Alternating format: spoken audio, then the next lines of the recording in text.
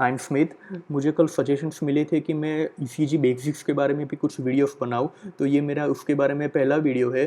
तो हम शुरू करते हैं लीड्स के बारे में। तो आप जानते हैं कि 12 लीड्स होती है और उसमें से 6 लिम्ब लीड्स होती है, वो सब आप जानते हैं। तो मैं सीधा मतलब वो जो बेसिक्स आप जानते हैं उसके बारे में मैं बात नहीं करूँगा।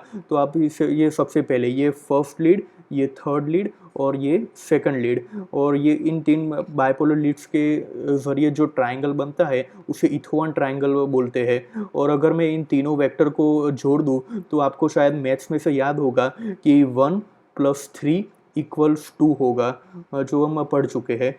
और उसके बाद आता है कि यूनिपोलर लिम्ब लीड्स। तो इन यूनिपोलर लिम्ब लीड्स का ये सेंट्रल मतलब वो ज़ीरो होता है और उसे विल्सन्स टर्मिनल बोलते हैं। तो ये AVR, AVL, AVF हो गई। और मैं इन 6 की 6 लीड्स को एक साथ रख दूँ तो हमें कुछ ऐसा मिलेगा कि जैसे कि ये रेड सर्कल को हार्ट समझ लेगा, और ये मतलब ये डिग्रीज है। मैं एक्सिस के और एक्सिस डिटर्मिनेशन के बारे में दूसरा वीडियोस बनाऊंगा, पर अभी ये जान लीजिएगा कि ये अगर ऐसे अगर हम रखते हैं तो ये AVL 1, 2, 3 AVF और AVR हो गई। तो अगर मैं आगे आगे बताऊँ कि आप ऐसा समझ लीजिएगा कि ये जो एरो हेड्स है वहाँ, जैसे कि ये एरो हेड्स है वहाँ जैसे कि कैमरा रखे हुए हैं। तो अगर यहाँ समझिए कि यहाँ AVF के यहाँ कैमरा है, तो वो अगर फोटो लेगा तो वो हार्ट के इन्फीरियर साइड से फोटो होगी। अगर AVL से हम क्या रखे हुए कैमरे से फोटो लेंगे तो वो लेटरल साइड के फोटो होंगी। तो इससे आप समझ सकते हैं कि जैसे कि लेटरल वॉल MI होता है, उसमें हम ST एलिवेशन और सब कुछ पैथोलॉजी हम 1 और AVL लीड्स में देखते हैं क्योंकि वो लेफ्ट साइडेड है। और जैसे कि हम इंफीरियर वॉल MI हो तो ये हार्ट की इंफीरियर साइड में ये 2, 3 और AVF लीड्स आ गई, हम उसमें देखते हैं। तो इससे आप समझ सकते हैं कि मतलब हार्ट्स के पोजीशन के कैसे होते हैं। और AVR लीड, तो वो AVR लीड होती है, वो हार्ट की कैविटी में प्रोजेक्शन मतलब हार्ट की कैविटी की फ़ोटो लेती है, आप ऐसा समझिए। और मिनट और वहाँ लीड्स को कैसे पोजीशन रखते हैं वो तो उसके बारे में तो आप खुद जान सकते हैं। और दूसरी एक चीज़ कि हम अगर एनाटॉमी की बात करें तो आपको या मतलब MI में आपको याद होगा कि एंटीरियर वॉल MI कहते हैं, उसमें राइट वेंट्रिकल की MI नहीं होती। मतलब आप जानते हैं कि नॉर्मल एनाटॉमी में सबसे एंटीरियरली राइट वेंट्रिकल होता है, पर अगर एंटीरियर वॉल MI की बात करें तो उसमें इंट्रावेंट्रिकुलर सेप्टम और लेफ्ट वेंट्रिकल उस सब की बात आती है। तो इलेक्ट्रिकल टर्म्स में एंटीरियर का मतलब होता है इंटरवेंट्रिकुलर सेप्टम, और एनाटॉमिकल टर्म्स में एंटीरियर का मतलब होता है राइट वेंट्रिकल। तो हम ECG में और MI में मतलब सारी जगह जब एंटीरियर ऐसा कुछ शब्द इस्तेमाल करेंगे तो उसका बारे में आपको ध्यान रखना होगा। तो ये हो गई लीड्स की ओरिएंटेशन। और आगे मैं बात करूँगा एट्रिया और वेंट्रिकल में मतलब कैसे डिपोलराइजेशन होता है। तो सबसे पहले हम देखेंगे कि ये FA node, AV node, bundle branches, और ये जो ग्रीन है वो इलेक्ट्रिकल करंट है। तो आप देख सकते हैं कि एट्रिया, आप जानते हैं कि वेंट्रिकल्स में कंडक्शन सिस्टम वो बहुत ही फास्ट होता है, इसलिए सबसे पहले वेंट्रिकल्स में मतलब करंट जाएगा और वो ट्रांसवर्सली स्प्रेड होगा। देखिए, तो ये बंडल ब्रांच है और उसमें से जो करंट आएगा वो हार्ट के ट्रांसवर्सली स्प्रेड होगा। ये मतलब ये वेंट्रिकल वॉल के ट्रांसवर्सली स्प्रेड होगा। जबकि हम एट्रियम की बात करें तो उसमें से जो करंट आएगा वो myocardial cell to myocardial cell spread होता है, इसीलिए वो इस तरह जाएगा। मतलब एट्रिया के करंट को हम लॉन्जिट्यूडनल बोलते हैं और वेंट्रिकल के करंट को हम ट्रांसवर्स बोलते हैं। तो अगर इसकी इंपॉर्टेंस क्या है, तो आप समझिए कि जैसे कि वेंट्रिकल, तो सबसे पहली बात कि अगर वेंट्रिकल की वॉल आप जान सकते हैं कि जैसे कि ये ट्रांसवर्सली मतलब स्प्रेड होता है करंट, तो अगर वेंट्रिकल की वॉल थिकनेस बढ़ जाए तो करंट में एबनॉर्मलिटी होगी, मतलब उसका ड्यूरेशन मतलब ज़्यादा होगा, आप ऐसा समझ सकते हैं। तो मतलब हम करंट के ज़रिए जो हम के मतलब वेंट्रिकुलर वॉल थिकनेस को जान सकते हैं। इसलिए जब भी हम लेफ्ट वेंट्रिकुलर को मतलब को होता है उसे हम लेफ्ट वेंट्रिकुलर हाइपरट्रॉफी बोलते हैं। जबकि एट्रिया में क्या होगा कि जब एट्रिया एट्रिया में मतलब आप जानते हैं कि पी वेव मतलब ड्यूरेशन बढ़ेगा या फिर एम्पलीट्यूड बढ़ेगा तो हम उसे लेफ्ट एट्रियल एनलार्जमेंट बोलते हैं, ना कि लेफ्ट एट्रियल डायलेशन और हाइपरट्रॉफी। क्यों? क्योंकि हाइपरट्रॉफी का मतलब होता है कि मतलब थिकनेस में मतलब थिकनेस बढ़ती है जब हम अब और आपको मैंने बताया कि अगर ये करंट मतलब लॉन्जिट्यूडनली एट्रिया में स्प्रेड होता है तो वो ट्रांसवर्सली स्प्रेड नहीं होता, इसलिए एट्रियल की वॉल थिकनेस मतलब एट्रियल पी वेव का एम्पलीट्यूड बढ़ने का कारण एट्रियल वॉल थिकनेस बढ़ना है या फिर एट्रियल वॉल का डायलेट होना है वो हम जान नहीं सकते। इसलिए हम सिर्फ एट्रिया के प्रॉब्लम को एट्रियल एनलार्जमेंट बोलते हैं, ना कि एट्रियल हाइपरट्रॉफी।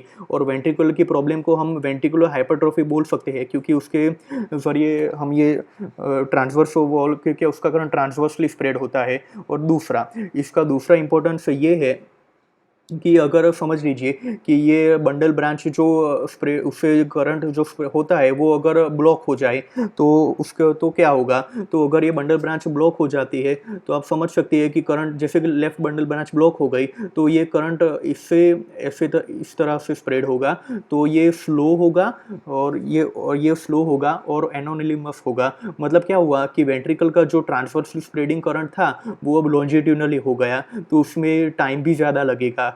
तो आप समझ सकते हैं कि एलबीबी में मतलब उसका क्यूआरएस ड्यूरेशन 120 मिलीसेकंड से ज़्यादा हो जाता है। उसका रीज़न यही है कि उसके एट्रे पूरे करंट को ऐसे घूम के जाता है। और दूसरी बात आप जानते हैं कि वेंट्रिकुलर रिदम जब भी हो वेंट्रिकुलर एरिथमिया होता है उसमें क्या होता है कि अगर वेंट्रिकुलर यहाँ को समझ लीजिए कोई फोकाई बन गया और जो उसमें से जो करंट पास होगा वो मतलब कंडक्शन सिस्टम से नहीं जाएगा, वो myocardial cell to myocardial cell pass होगा, मतलब कि लॉन्जिट्यूडनली होगा। तो उस लॉन्जिट्यूडनल करंट के कारण उसके मतलब क्यूआरएस का ड्यूरेशन बढ़ जाएगा और वो 120 मिलीसेकंड से ज़्यादा हो जाएगा। इसलिए आप हुँ। तो ये हो गई मतलब उसकी इम्पोर्टेंस। और हाँ, आप समझ आपने कई जगह पे पढ़ा होगा कि मतलब क्यूआरएस वे में स्लरिंग होती है, ऐसा कुछ आपने पढ़ा होगा। उसका रीज़न क्या है कि अगर ये करंट वेंट्रिकल में अगर पास होता है मतलब myocardial cell to myocardial cell तो वो लॉन्जिट्यूडनली हो गया और वो एनोनिमस हो गया। उसके मतलब वो स्मूथली जैसे कि पास होता था बंडल ब्रांच से वैसे नहीं होगा और वो एनोनिमस हो जाता है, उसके कारण हमें स्लरिंग दिखती है। जैसा कि मैंने कल लेफ्ट एंटीरियर हेमी ब्लॉक में बोला था कि डाउन स्लोप में स्लरिंग होती है, उसी तरह आप समझ सकते हैं कि स्लरिंग का रीज़न क्या है। तो तो आगे मैं बात करूँगा कि क्यूआरएस जनरेशन कैसे होता है और टी वेव जनरेशन कैसे होता है। वो पी वेव के बारे में मैं पी वेव एक्सिस डिटर्मिनेशन के बारे में मैं दूसरा वीडियोस बनाऊँगा, उसमें से आप देख लेना। तो सबसे पहले मैं बात करता हूँ कि वेंट्रिकल्स में आप जानते हैं कि मतलब उसके क्यूआरएस में 3 कंपोनेंट होते हैं। तो उसके बारे में जो सबसे पहला होता है वो सेप्टल कंपोनेंट। तो आप देख सकते हैं कि ये सेप्टल कंपोनेंट वो प्रीडोमिनेंटली मतलब वो राइट वर्ड है और ये जो छोटा सा है वो लेफ्ट वर्ड है। तो अगर आप जानते हैं कि राइट वर्ड ये डोमिनेंट हो जाता है, आप समझ लीजिएगा कि ये मतलब आपने यहाँ कैमरा लगाया हुआ है जो सेकंड लीड में और आप यहाँ से देख रहे हैं तो आप यहाँ से देखेंगे तो ये मतलब यहाँ नीचे जाता हुआ दिख रहा है, मतलब वो प्रीडोमिनेंटली मतलब नेगेटिव हो जाएगा। तो आप यहाँ सबसे पहली क्यू वेव नेगेटिव मिलेगी और आप जानते हैं कि और उसके बारे में और उसके बाद जो लेफ्ट वेंट्रिकुलर की जो डिपोलराइजेशन होती है और वो तो आप जानते हैं कि लेफ्ट वेंट्रिकुलर डिपोलराइजेशन में वेंट्रिकुलर डिपोलराइजेशन में लेफ्ट वेंट्रिकल का बल्क ज़्यादा होता है, इसलिए इसका वेक्टर प्रीडोमिनेंटली लेफ्टवर्ड होगा। तो ये दूसरी वेव आपको पॉजिटिव मिलेगी। और जो आखिरी एस वेव होती है वो कहाँ वो बेसल एरिया ऑफ हार्ट के डिपोलराइजेशन से होती है, जैसे कि एओर्टिक वाल्व के आसपास का एरिया या फिर पल्मोनरी वाल्व के आसपास का जो एरिया इन्फंडिबुलम बोलते हैं उसकी डिपोलराइजेशन के कारण वो एस वेव होती है। तो आप देख सकते हैं उसकी डायरेक्शन मतलब थोड़ी सी राइटवर्ड हुई है तो ये आपको नेगेटिव मिलेगा। तो सेप्टल फैक्टर के कारण मैं सेकंड लीड के बारे में बात कर रहा हूँ, जैसे कि बताया कि आप यहाँ बैठकर कैमरा में से देख रहे हैं तो ये सेप्टल यहाँ से प्रीडोमिनेंटली नेगेटिव हो गया, ये लेफ्ट वेंट्रिकल के डोमिनेंस के कारण ये पॉजिटिव हो गया। और ये बेसल एरिया ऑफ हार्ट की वजह से एस वेव नेगेटिव हो गया। और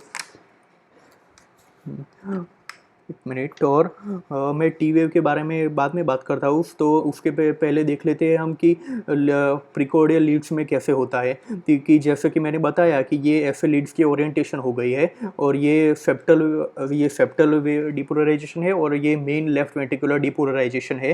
तो अब जैसे यहाँ समझिए कि आप यहाँ V1 में बैठे हुए हैं, तो आप कैसे देखेंगे। तो यहाँ आप सबसे पहली वेव जो आ रही है वो इसी तरफ आ रही है, मतलब वो पॉजिटिव आएगी, और ये दूसरी वेव वहाँ जहाँ जा रही है वो नेगेटिव होगी।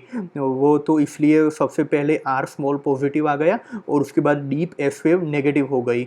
आपको वो पता होगा कि एक मिनट, आपको ये पता होगा कि जैसे कि ये कैमरा है, और अगर एक्सिस अगर वेक्टर उसके पास आता है तो वो पॉजिटिव होगा, उससे दूर जाता है तो नेगेटिव होगा, और अगर उसके परपेंडिकुलर जाता है तो वो इक्विफेजिक हो जाएगा, मतलब जितना पॉजिटिव उतना नेगेटिव। ये बात आपको पता होगी। तो हम जैसे कि मैं यहाँ बोल रहा था कि V1 में मतलब सेप्टल वेव की वजह से ये पहला पॉजिटिव, और वेंट्रिकुलर डिपोलराइजेशन के लिए दूसरा नेगेटिव। अगर हम V6 की बात करें तो आप समझ सकते हैं कि V6 के लिए ये मतलब ऑपोजिट डायरेक्शन में है, तो ये पहला नेगेटिव आएगा, और ये लेफ्ट वेंट्रिकुलर डिपोलराइजेशन उसके तरफ आ रहा है, तो ये पॉजिटिव आ जाएगा। तो इसलिए ऐसे ही आप समझ सकते हैं। और अगर हम V3 और V4 के आसपास की बात करेंगे, तो आपका कैमरा अगर यहाँ है तो आप देख सकते हैं कि ये परपेंडिकुलर हो गया है। तो यहाँ मतलब जितना पॉजिटिव तो यहाँ इक्विफेजिक आएगा, जितना पॉजिटिव उतना ही नेगेटिव। इसे हम ट्रांजिशन जोन कहते हैं, कि जैसे V1 से V6 तरफ जाते हैं, उस तरह मतलब पॉजिटिव डिफ्लेक्शन बढ़ता जाता है और नेगेटिव डिफ्लेक्शन कम होता है, और जहाँ पे दोनों इक्वल हो जाते हैं उसे हम ट्रांजिशन जोन कहते हैं, जो जनरली V3 और V4 के आसपास ही होता है। तो ये बात हो गई QRS और टी वेव के बारे में। तो ये कंसेप्ट बहुत ही ज़्यादा इम्पोर्टेंट है, क्योंकि अगर मैं जैसे कि मैं बात करूँगा कि अगर समझ लीजिए कि यहाँ लेफ़्ट बंडल ब्रांच ब्लॉक हो गया है, तो आप जानते हैं कि अगर लेफ़्ट बंडल ब्रांच ब्लॉक हो जाता है कि तो ये जो प्रीडोमिनेंट ये वेव है वो एलिमिनेट हो जाएगी, और ये जो छोटा सा है वो ही बचेगा। तो आप जानते हैं कि अगर लेफ़्ट बंडल ब्रांच ब्लॉक हो गई तो ये जो क्यू वेव होता है वो अब आपको नहीं दिखेगा, और जो उसका पॉजिटिव तो वो तो निग्लिजिबल है उसके। तो आपको मेन इंपॉर्टेंस ये है कि वो जैसे कि यहाँ क्यू वेव मतलब अब नहीं दिखती, जो वो इम्पोर्टेंट चीज़ है। और ठीक है।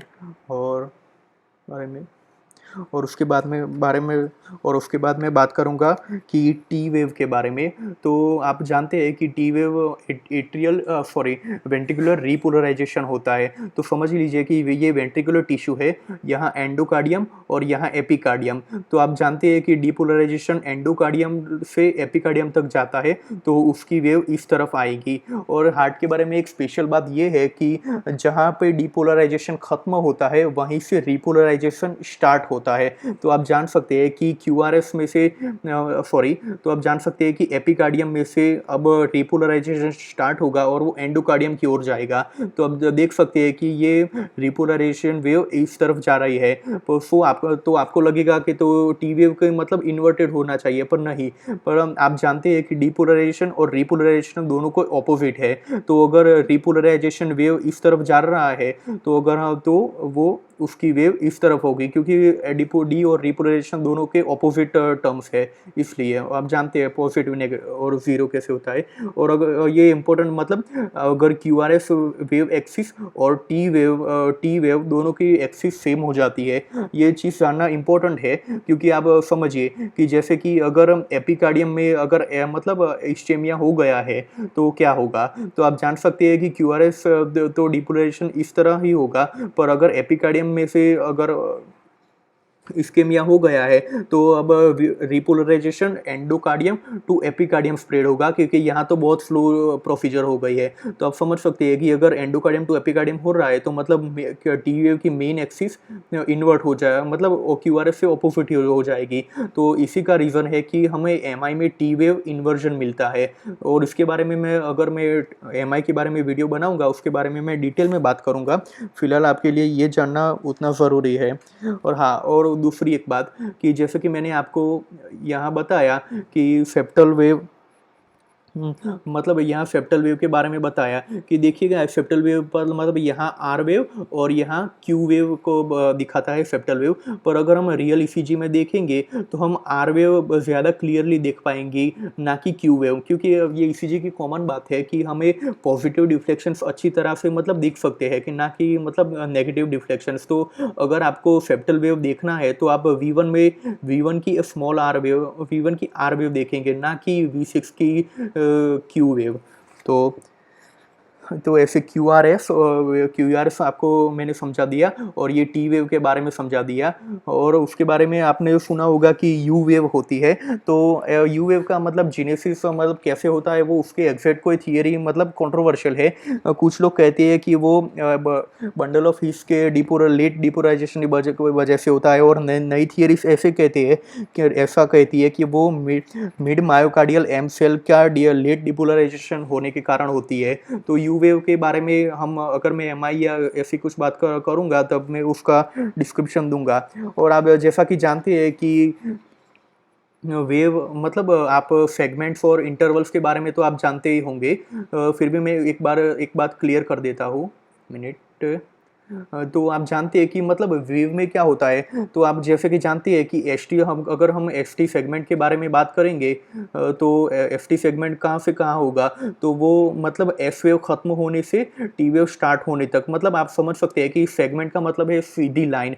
और अगर हम इंटरवल की बात करें तो इंटरवल में वेव भी आ जाएगी। जैसे कि हम पी आर इंटरवल की बात करें तो वो पी के स्टार्ट होने से आर तक होगा। तो और जैसे कि हम क्यू टी इंटरवल की बात करेंगे तो ये क्यू के शुरू होने से टी के अंत तक होगा। तो इंटरवल में वेव और सीधी लाइन दोनों आ जाती है, जबकि सेगमेंट में सिर्फ सीधी लाइन आ जाती है। ये छोटी चीज़ें कई बार एमसीक्यूज में भी परेशान कर देती है। तो मैंने उसके बारे में भी बात कर ली है। और यू वेव, और अगर कुछ टर्म्स आती है कि हार्ट की horizontal heart position, vertical heart position, या फिर counter clockwise rotation of heart, वो चीज़ मतलब वो उसके अंडरस्टैंडिंग थोड़ी डिफिकल्ट है। उसके बदले हम मतलब लेफ्ट एक्सिस डिविएशन या फिर ऐसी कुछ बात करेंगे तब वो ज़्यादा क्लियर होगा। तो उसमें आपको ज़्यादा जाने की ज़रूरत नहीं है। और उसके बाद मैं बात करूँगा इंट्रिंसिकोइड डिफ्लेक्शन के बारे में। आपने जैसे कि मैंने कल कहा था कि लेफ्ट एंटीरियर हेमी ब्लॉक में इंट्रिंसिकोइड डिफ्लेक्शन की बात की थी। तो वो क्या होता है, तो आप देखिए। मिनट। तो आप देख सकते हैं कि इंट्रिंसिक डिफ्लेक्शन का मतलब होता है कि क्यूआरएस के स्टार्ट होने से जो पीक वेव आर वेव होती है उसमें लगता हुआ समय, तो उसे इंट्रिंसिक डिफ्लेक्शन कहते हैं। कि जैसे कि आप समझ सकते हैं कि इसका इंट्रिंसिक डिफ्लेक्शन कहाँ होगा, तो ये क्यू यहाँ से स्टार्ट होती है और ऑलमोस्ट आप देख सकते हैं कि एक ही स्मॉल बॉक्स में खत्म हो जाती है, और मतलब ये 40 मिली सेकंड हुई है। तो जो इंट्रिंसिक डिफ्लेक्शन नॉर्मली कितना होता है, तो वो लेफ्ट ओरिएंटेड लीड्स में 40 मिलीसेकंड होता है और राइट ओरिएंटेड लीड्स में 20 मिलीसेकंड से कम होता है। और इसकी इंपॉर्टेंस क्या है, तो जैसे कि आप जानते हैं कि लेफ्ट बंडल ब्रांच ब्लॉक होगी तो उसमें क्यूआरएस ड्यूरेशन 120 मिलीसेकंड से ज़्यादा हो जाएगा। तो ये आसान चीज़ है। और उसमें इंट्रिंसिक डिफ्लेक्शन भी बढ़ता है, ये आप सब जानते हैं। पर कुछ ऐसी एबनॉर्मलिटीज़ होती है जैसे कि कल मैंने बात की थी लेफ्ट एंटीरियर हेमी ब्लॉक के बारे में। तो उसमें मैंने बताया था कि क्यूआरएस ड्यूरेशन ऑलमोस्ट नॉर्मल होती है, पर उसमें इंटेंसिटी और डिफ्लेक्शन बढ़ जाता है। तो आप अगर मैंने मेरा कल का वीडियोस देखेंगे तो उसमें मैंने बताया होगा कि उसमें क्यूआरएस मतलब क्यूआरएस ड्यूरेशन ऑलमोस्ट 110 सेकंड था, जबकि इंटेंसिटी और डिफ्लेक्शन जो 70 से 80 मिली सेकंड तक था। तो अब इंटेंसिटी और डिफ्लेक्शन तब काम आता है। और उसके बाद मैं कुछ बात करूंगा कि आपने अगर ईसीजी देखा होगा। एक मिनट। आपने अगर आप ईसीजी देखेंगे तो आप यहाँ जैसे कि यहाँ देख सकते हैं कि ये मतलब बॉक्स की तरह दिख रहा है। तो वो क्या होता है, तो आप देखेंगे कि उसका मतलब जो एम्पलीट्यूड होता है वो 1 मिली वोल्ट होता है। तो उसकी इम्पोर्टेंस ये है, वो ये हो गई। और दूसरी आप देख सकते हैं कि मतलब ये पूरा मतलब उसके सारे एजिस मतलब ऑलमोस्ट इक्वल है। और कई बार क्या होता है, मैं आपको दिखाता हूँ। कई बार कैसा होता है कि मतलब अगर ऐसे ओवल शेप जैसा कई बार हो जाता है, मतलब यहाँ फाइन एज उतनी एज फाइन नहीं होती, और यहाँ तो उसका रीज़न क्या है? तो इसे ओवर डैम्पिंग कहते हैं, और ओवर डैम्पिंग का रीज़न क्या है? तो जो मतलब ईसीजी राइटिंग की जो मशीन होती है, उसका जो स्टाइलस होता है, वो ईसीजी पेपर पर अगर वो मतलब वो ज़्यादा प्रेशर दे दे, तो उसकी वजह से ये होता है। और उसकी असर उसका इफ़ेक्ट क्या होगी? तो आप अगर ईसीजी उसका देखेंगे, तो आपको ये मतलब उतना स्मूथ नहीं मिलेगा। जैसे कि हम यहाँ मतलब एफ मतलब आर वेव ख़त्म होती है, और यहाँ मतलब टी वेव मतलब आपको उतना क्लियर नहीं दिखागा। ये सब मतलब क्लियर कर्टेन क्लियर नहीं होगा। और ऐसे ही अगर आपने कई बार मतलब देखा होगा कि ईसीजी में ऐसे मतलब एजिस बहुत ही शार्प हो जाती है, यहाँ और यहाँ देखेंगे, तो उसे अंडर डैम्पिंग कहते हैं। उसका रीज़न ये है कि उसका रीज़न ये है कि अगर मतलब वो राइटिंग स्टाइलस और पेपर के मतलब वो प्रेशर थोड़ा कम बहुत मतलब कम हो जाए, तो उसकी वजह से ये होता है। तो उसके असर क्या होंगे? तो आप देख सकते हैं कि ये ईसीजी बहुत शार्प हो जाएगा, और ये बहुत ही मतलब नैरो हो जाएगा, और मतलब ये बहुत ही शार्प हो जाएगा, उसकी वजह से तकलीफ होगी। और आप देखेंगे कि इसे अंडर डैम्पिंग बोलते हैं, और अंडर डैम्पिंग में आर वेव का एम्पलीट्यूड भी बढ़ जाता है, इसलिए आप शायद लेफ्ट वेंट्रिकुलर हाइपरट्रॉफी या फिर ऐसे कुछ में कंफ्यूज हो सकते हैं। और जैसे कि मैंने हाँ आगे बताना भूल गया कि अंडर ओवर डैम्पिंग होती है, उसमें आर वेव बहुत ही छोटी हो जाती है, तो उससे भी आपको ईसीजी रीडिंग में तकलीफ हो सकती है। तो और हाँ, एक और हाँ, अगर सबसे आखिरी में मैं बात करूँगा कि नोमेनक्लेचर के बारे में, तो सबसे पहले मैं ये बताऊँगा कि सबसे पहले जो नेगेटिव डिफ्लेक्शन होता है, उसे क्यू वेव बोलते हैं। सबसे पहले नेगेटिव होता है उसे क्यू वेव बोलते हैं। सबसे पहले जो पॉजिटिव डिफ्लेक्शन होता है उसे आर बोलते हैं, और आर के बाद जो नेगेटिव डिफ्लेक्शन होता है उसे एफ बोलते हैं। और वेव जो स्मॉल हो तो उसे स्मॉल लेटर्स में लिखते हैं, और जो अगर मतलब बड़ी हो तो उसे कैपिटल लेटर्स में लिखते हैं। तो आप जैसे कि एग्जांपल देखिए, तो ये सबसे पहला हो गया ये क्यू, और उसके बाद आर, और ये इसके बाद एफ, मतलब। और आप यहाँ जैसे कि यहाँ देखिए, तो ये सबसे पहला पॉजिटिव है, उसे कहते हैं आर, और आर के बाद ये नेगेटिव आ गया, तो उसे हम कहेंगे एफ, मतलब जो नेगेटिव रिफ्लेक्शन। आप कैपिटल और स्मॉल तो आसानी से समझ जाएंगे। उसी तरह जब मैंने इक्विफिजिक के बारे में बात की थी, उसमें ऐसा ही होता है कि जितना मतलब वो ये स्मॉल आर, ये सबसे पहला पॉजिटिव आर, ये उसके बाद का नेगेटिव एफ। और आपका देखेंगे कि सिर्फ कई बार सिर्फ एक ही नेगेटिव रिफ्लेक्शन होता है, उसे क्यू या फिर स्मॉल क्यू एफ कॉम्प्लेक्स बोलते हैं। कि फिर उसके बारे में एग्जाम्पल में बात करते हैं, तो देखिए ये पहला नेगेटिव डिफ्लेक्शन क्यू, उसके बाद उसके नेगेटिव और सबसे पहला पॉजिटिव डिफ्लेक्शन आर। और आपको मतलब कई ईसीजीज में देखने को मिलेगा कि दो दो पॉजिटिव डिफ्लेक्शन होते हैं, तो सबसे पहले के पॉजिटिव डिफ्लेक्शन को हम आर बोलेंगे, और उसके आर के बाद जो नेगेटिव डिफ्लेक्शन आता है उसे जैसे कि हमने एस बोला, तो ये एस हो गया। और दूसरा पॉजिटिव डिफ्लेक्शन आएगा, उसे हम आर प्राइम बोलेंगे। तो ये नोमेनक्लेचर तो काफ़ी इजी है, और आप समझ सकते हैं। तो ये मैंने कुछ बेसिक्स के बारे में बात कर ली है, और मैं शायद दूसरा वीडियो एक्सिस डिटर्मिनेशन के बारे में बात करूंगा। उसमें क्यूआरएस वेव की एक्सिस, टी वेव की एक्सिस, पी वेव की एक्सिस, और उसका जो इंपॉर्टेंस क्या होता है उसके बारे में थोड़ा सा ओवरव्यू दूंगा। तो एक मिनट में देख लेता हूँ, कुछ शायद रह नहीं गया कि। और आप हाँ, आप क्यूटी इंटरवल के बारे में तो जानते हैं कि क्यूटीसी जो करेक्टेड होता है, वो उसका फॉर्मूला वो तो आप जानते ही होंगे कि QT upon under root R R interval. तो मैं उस वो सब के बारे में बात नहीं करूँगा। और कुछ